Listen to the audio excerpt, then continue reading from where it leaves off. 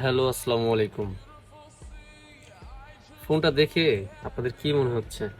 এটার উপর দিয়ে যুদ্ধ গেছে? না ভাই, যুদ্ধ টুদ্ধ কিছুই হয় নাই। এটা হয়েছে কি, আমি আপনাদের গল্পটা শুনাই। এটা এক পাকিস্তানি কাস্টমারের। ভাইটা দুবাইতে আছে কর্মরত। তো আমি একজন মোবাইল টেকনিশিয়ান, আমার কাছে নিয়ে আসে। আসার পরে বলে যে ভাই, ফোনটা দুই টুকরো হয়ে গেছে, ঠিক আছে? বলতেছে যে কোনো ওয়েতে এই ফোনটা আমার লাগবে, আপনি যে কোনো ওয়েতে এটা ঠিক করেন।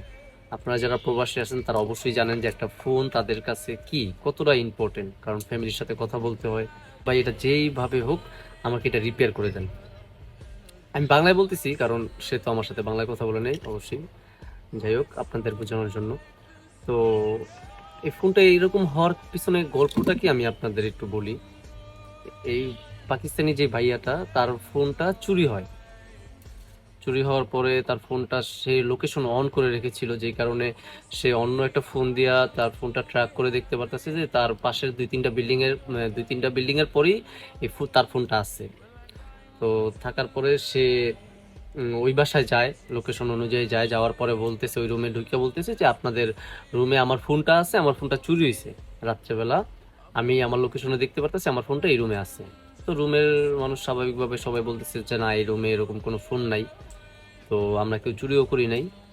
তো যেই যেই কারণে যার ফোন, সে বলতেছিল যে আমি পুলিশ নিয়ে আসতেছি, আপনারা থাকেন। তো সে পুলিশ আনার কথা বলে নিচে নামছে।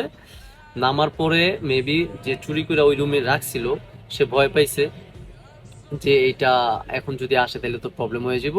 তো কি করছে, ও ছাদে উঠা ফোনটারে দুই টুকরা কইরা নিচে ফালাই দিছে, ঠিক আছে?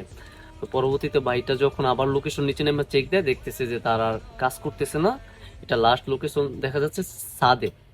তো সে ছাদে উঠা অনেক খোঁজাখুঁজি করার পরে দেখতেছে যে নিচে তার ফোনটা এইভাবে পড়ে আছে, দুই টুকরো।